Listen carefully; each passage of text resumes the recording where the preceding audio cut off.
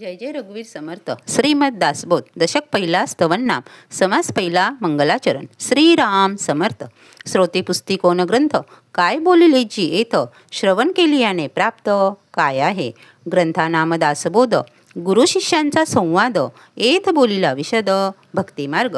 नवविधा भक्ती आणि ज्ञान, बोलिले वैराग्याचे लक्षण, बहुधा अध्यात्म निरोपण निरोपिले. भक्तीचे न योगे देव, निश्चय पावती मानव, ऐसा आहे अभिप्राव ये ग्रंथी. मुख्य भक्तीचा निश्चय, शुद्ध ज्ञानाचा निश्चय, आत्मस्थितीचा निश्चय बोलिला असे. शुद्ध उपदेशाचा निश्चय, सायुज्य मुक्तीचा निश्चय, मोक्ष प्राप्तीचा निश्चय बोलिला असे.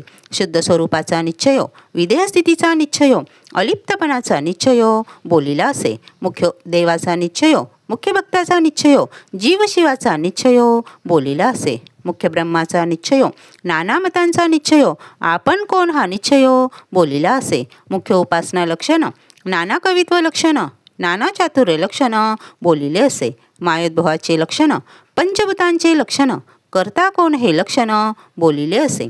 नाना किंत निवारिले, नाना संशयो छेदिले, नाना आशंका फेडिले, नाना प्रश्न ऐसे बहुधा निरोपिले. ग्रंथगर्भी जे बोलिले, ते अवघेचे अनुवादले, न वचे की कदा. तथापि अवघा दासबोध, दशक फोडून केला विशद. जे जे दशकीचा अनुवाद, ते ते दशकी बोलिला.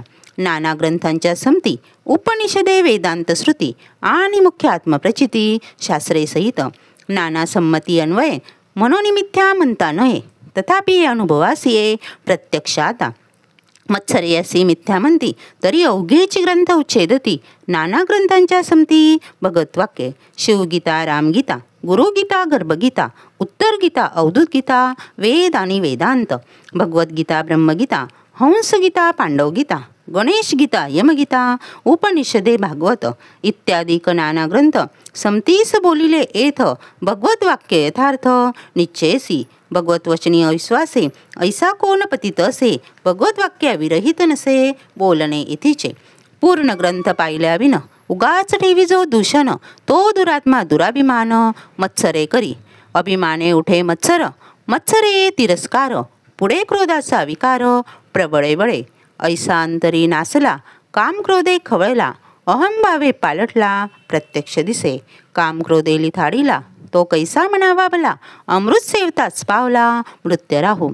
आता असं हे बोलणे, अधिकारासारखे घेणे, परंतु अभिमान त्यागणे हे उत्तमोत्तम.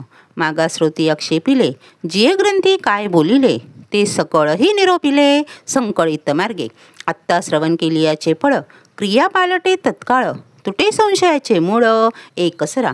मार्ग सापडे सुगम, न लगे साधन दुर्गम, सायुज्य मुक्तीचे वर्म ठाई पडे. नासे अज्ञान दुःख भ्रांती, शीघ्रची येते ज्ञानप्राप्ती. ऐसी आहे फळश्रुती ई ग्रंथी. योगी यांचे परमभाग्य, अंगी वाणे ते वैराग्य, चातुर्यकडे यथा योग्य, विवेके सहित. भ्रांत अवगुणी अवलक्षण, तेची होती सुलक्षण, धूर्त तार्तिक विचक्षण संयोजानती.